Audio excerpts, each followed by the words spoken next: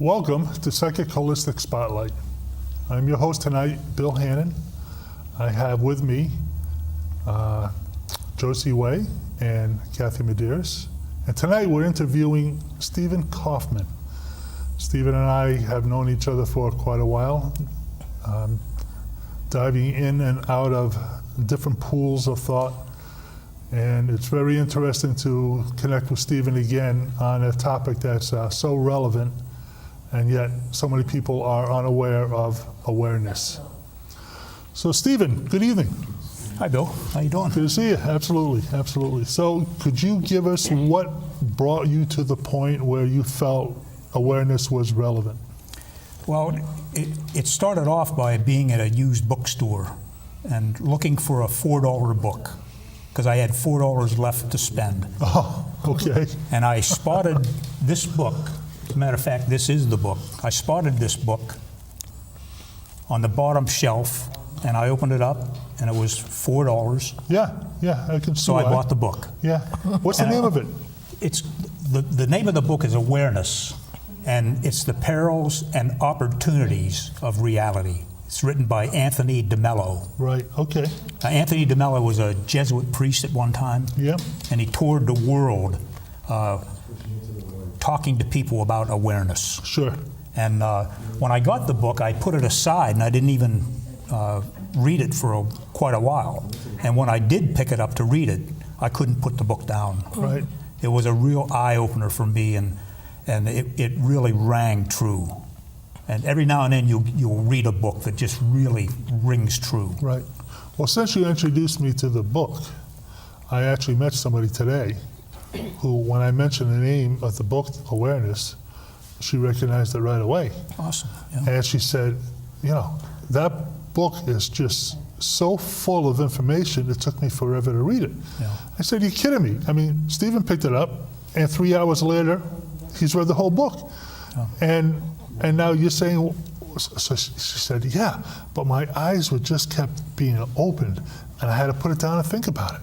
And I'd have to think about it for a day or two, and then I was ready to go on to the next awareness concept. And so, I thought to myself, different people absorb information at different ways. Yeah. Now, I've read the book over 100 times since then.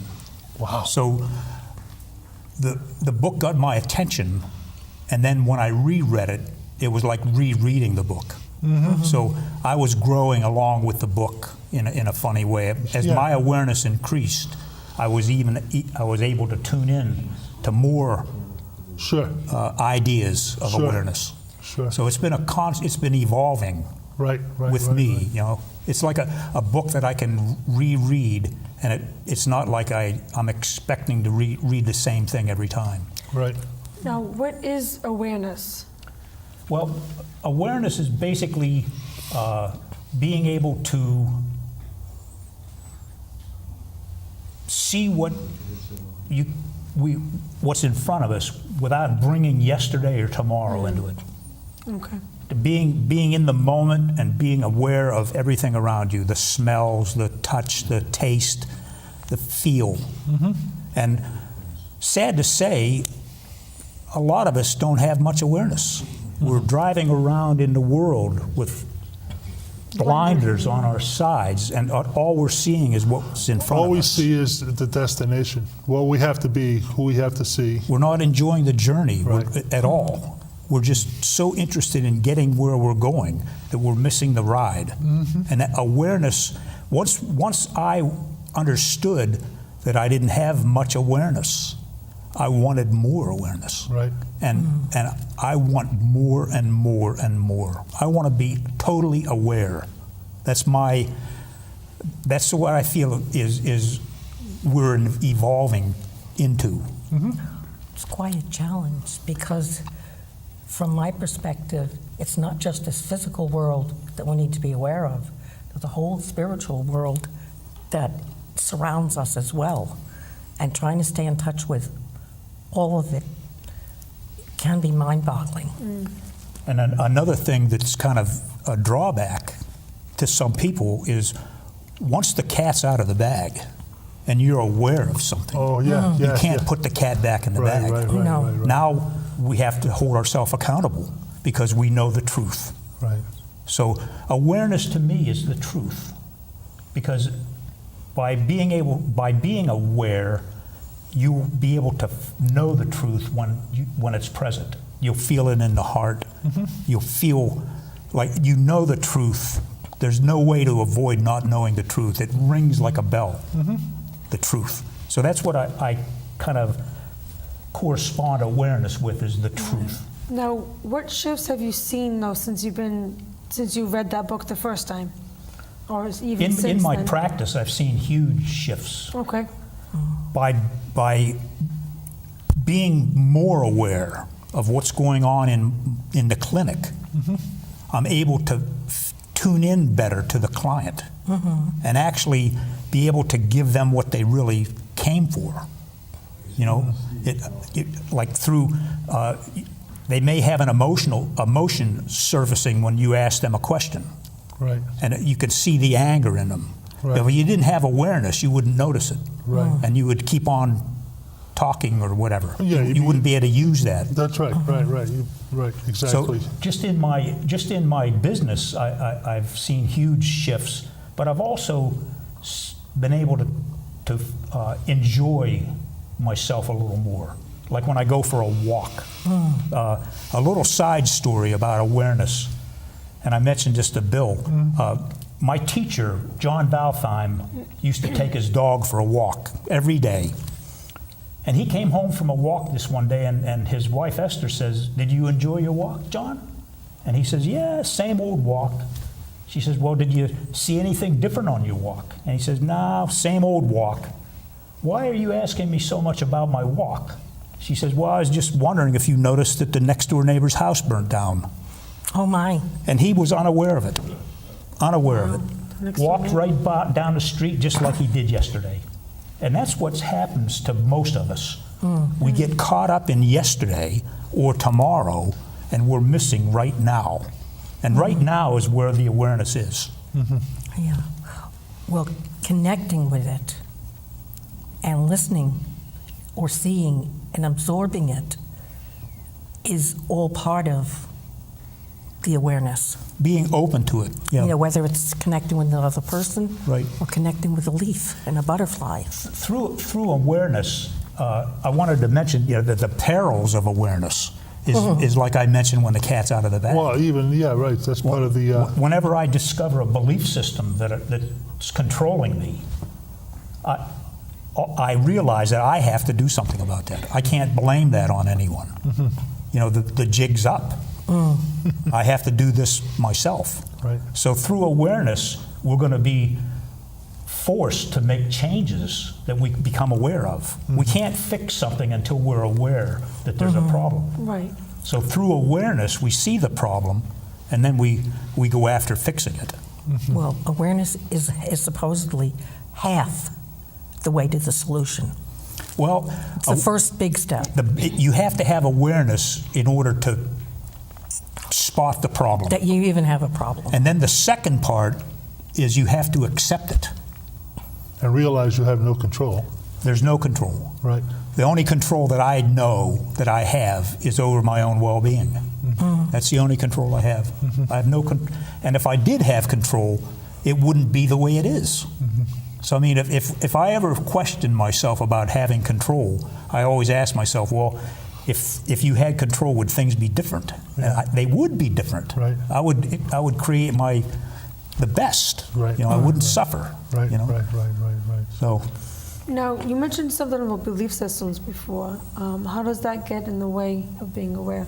Well, all of us are programmed by our parents, their parents, their parents. So we come into the world with belief systems of how to be in the world. And I was mentioning this earlier. I have a crazy belief system that people should be courteous on the highway. Now, most people say, well, that's not a bad belief system to have, that people should be courteous on the highway. But you wouldn't believe how much that belief system has caused me pain. Because when I'm on the highway, all I see is people that aren't courteous.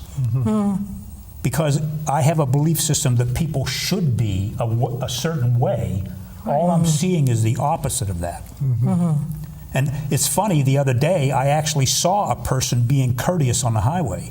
And I almost grabbed my heart like the big one. Yeah. And I says, wow, I'm finally seeing someone being courteous. And then I got angry. Yeah, why? He wasn't courteous to me. Oh, no.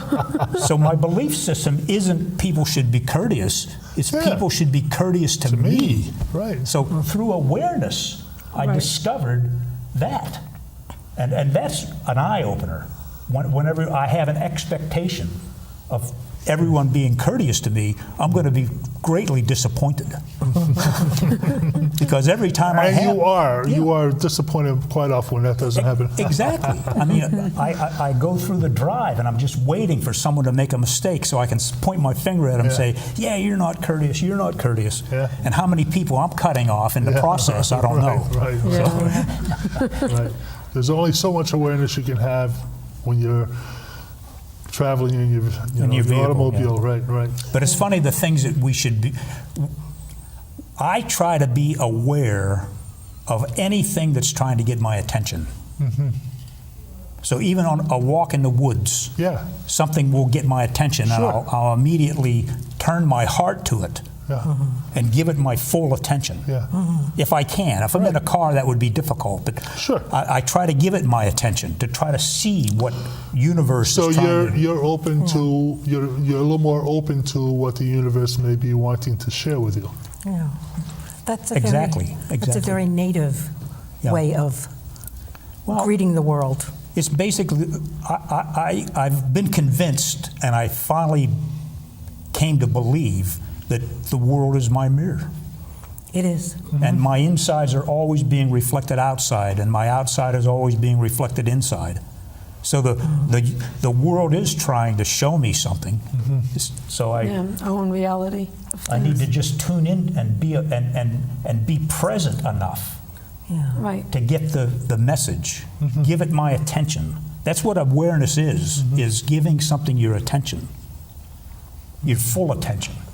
Without yesterday or tomorrow coming into the picture. Well, that's kind of hard. I mean, not just yesterday influencing the way you're thinking or going about something, but so many people nowadays are just thinking ahead to the future on trying to reach a goal or set things up so they have a better environment when they retire or whatever. I mean, that's part of the existence. They're all but- expectations. Sure. They're all expectations. So we're setting ourselves up for a disappointment. If we lived it, if I can live in the moment, I'm going to be provided with information so that I can make sound decisions right now, not based on something that might happen. Do you feel like your day is not as rushed since you're more aware of the moment versus think about yesterday or tomorrow? It's funny when I'm really into the moment and really, like when I'm with a client and I'm really in total awareness, I really feel like I'm aware of everything going on around me. When I'm in that space, time just, I don't even think of time. And time goes by so quickly, like an hour goes by like a flash. All of a sudden, the session's over. And it's really not over, So I always go over with my clients because, the time just seems to expand to the point where it just goes by in a flash, and it seems like we can never get to that point, But the awareness, as far as I'm concerned, it's like awareness is like consciousness, Oh yeah, obviously. I mean, There's many there's a different strong words for- connection with that, right? Exactly. I think some people might even on some level confuse the two words. Right. And I like the It'd be like that's akin to a working towards enlightenment. exactly. My idea of enlightenment is basically evolving. I feel that my purpose is to, like any other creature's purpose, even like a flower's purpose, is to be the best flower they can be. Sure. So my purpose is to evolve, to be the best I can be, and no excuses. I mean, once I know that I need to eat right, I need to meditate, I need to exercise, and I need to be in good company. If I do those 4 things for myself, I'm being true to me. Once I do that, then I can be of service to others, like in my work. So if I go to work and I haven't been true to myself, Right. I find myself tending to want to people please that person Sure. rather than be of service to that person. Sure. You know, we want our clients to walk out of the room happy. Right. And until I finally realized that that's a belief system, Right. that my clients should walk out of the room happy. Right. When I gave up that belief system and didn't care whether they were happy or not, Right. Just to be of service. just I'm there to serve you, Right. whether I can or not. Whether I met your expectations or not. You know, I gave you my time. That's what. Right. Well, You know, and that's you gave them your insight too. And your skills. well, the time is the most important that people Right. don't realize. Well, I know. I have discussions with that people all the time. I tell them, hey, you've only got so many breaths. You only got so many heartbeats. Yeah. But Okay. What are you going to do with them? it's sad though that we have to become elderly or older Right. before we realize that we don't have a lot of time. I mean, I don't know when my time's going to be up. So I want to try to squeeze as much out of every moment as I can. And the only way that I can do that is through awareness. Being aware that my clock's ticking makes me want to make sure that I can get things done. Instead of having a dream of doing something when I'm 70, maybe I ought to think about doing that now. Yeah. I mean, I don't know whether I'm going to make it to 70, you know, so coming at it from that point of view, then through awareness, that you find out that the clock's ticking. Until you're aware that the clock's ticking, Right. you think that the clock's never going to stop ticking, you know?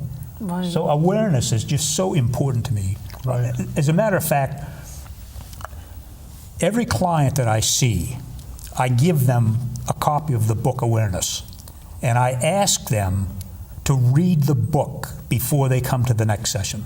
Okay. And I've had several clients who had a hard time getting into the book. Not because the book's difficult, but finding time to read. So I say to myself, if they can't find a few hours Right. in their busy life Right. to do something that might be good for them, Right. they're coming to me to fix them. To fix them, And I'm not a and fixer. I'm not a not fixer. They're not putting the effort or time into it themselves. Exactly. So I mean, some people, once you start reading something like this, some people may have a hard time accepting the concepts being presented.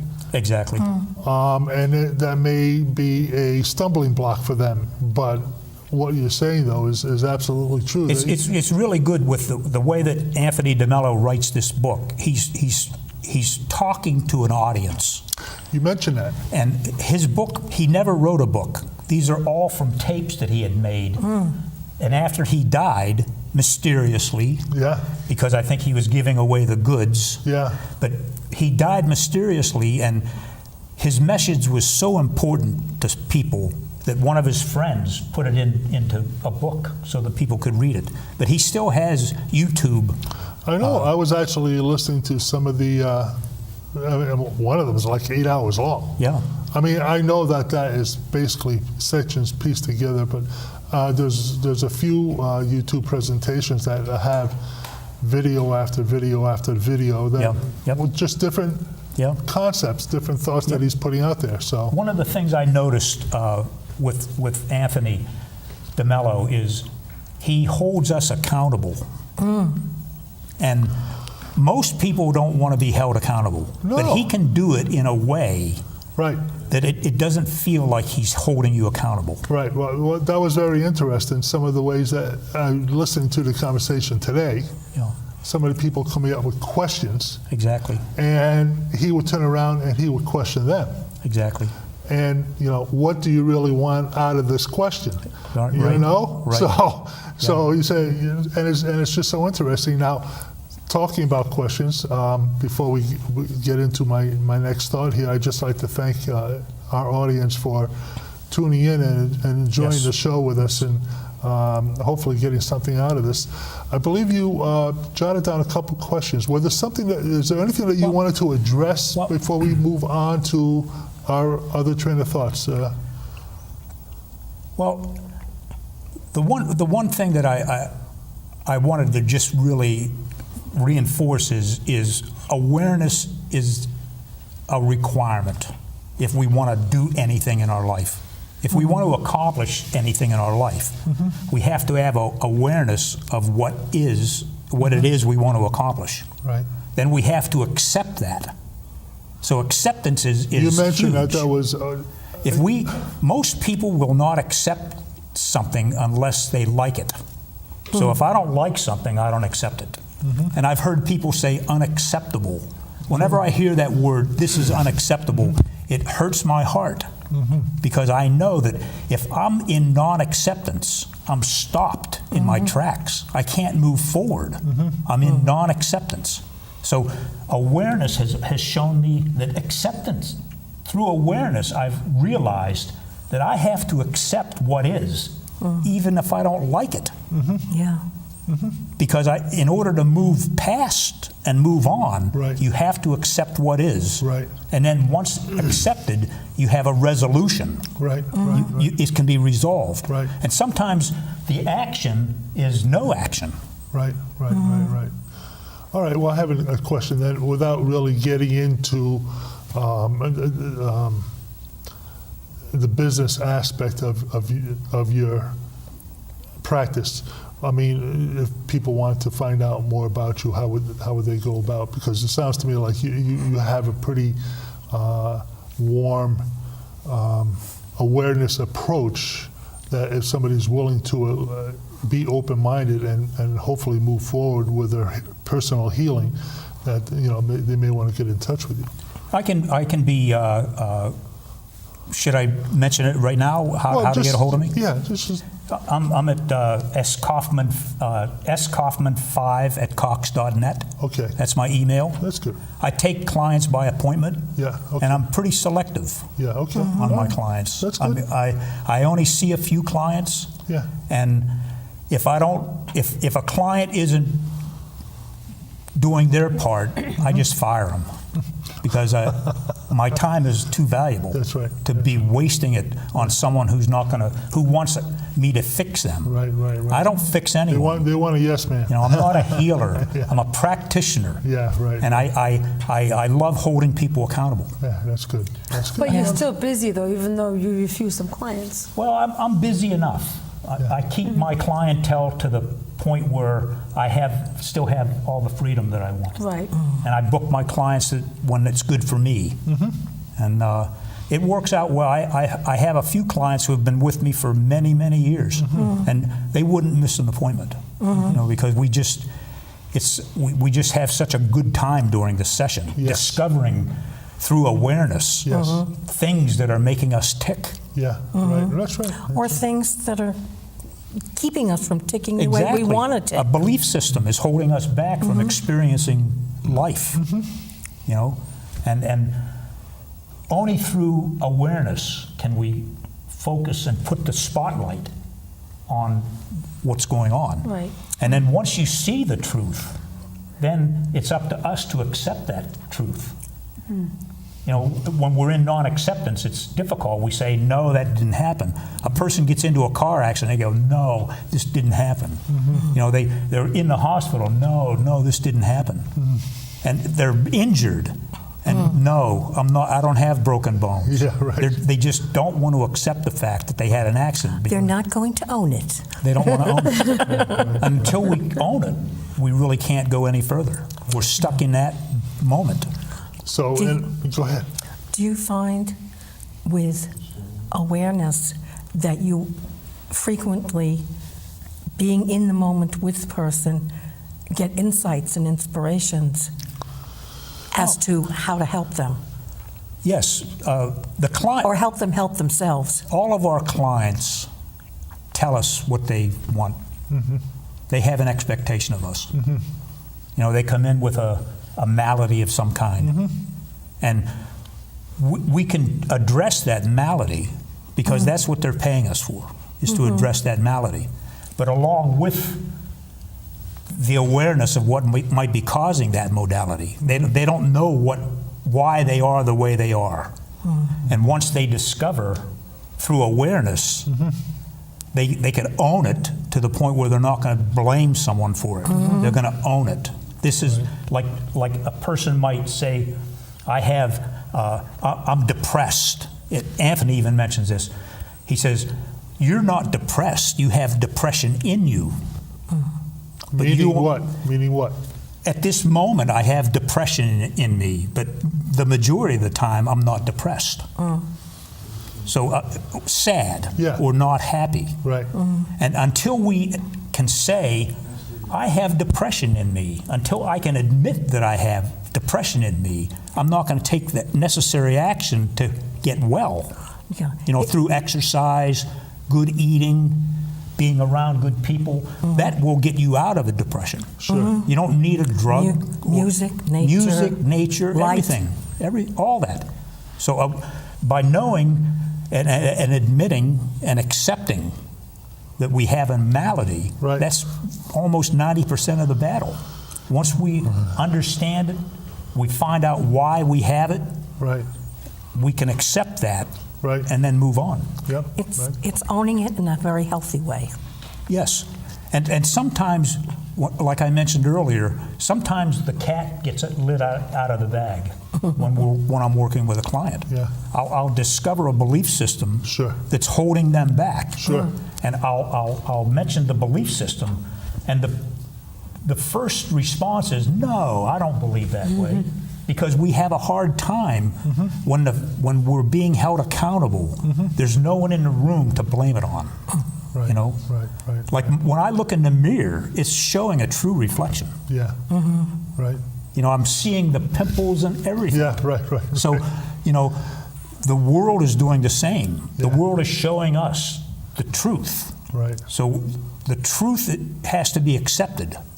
In order for us to move forward. Well, you see, I think that's great. I was going to ask you, we've just got a couple minutes left, and again, I'd like to thank the audience for tuning us in and getting something out of this discussion. But the way you just wrapped that up, is there anything else that you'd like to throw in there that's just to help people understand the importance? I would strongly suggest that you spend $3 or $4 on this book. You can get this book used on Amazon for a couple bucks. Sure. Read the book, and if it doesn't ring true for you, read it a year from now.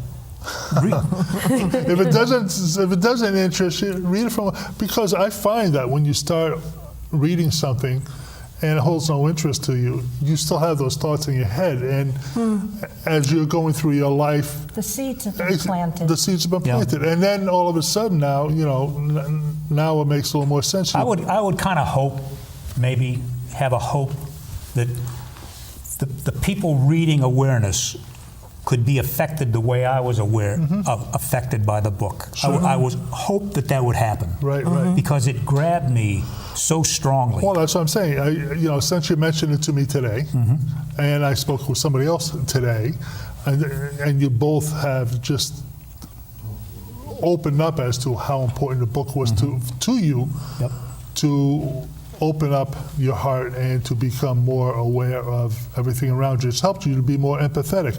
Right. And so I think that's very important right there. So we're basically now in a spot in the show where we're just kind of wrapping things up. But I just thought that was a great way to. It's my favorite topic.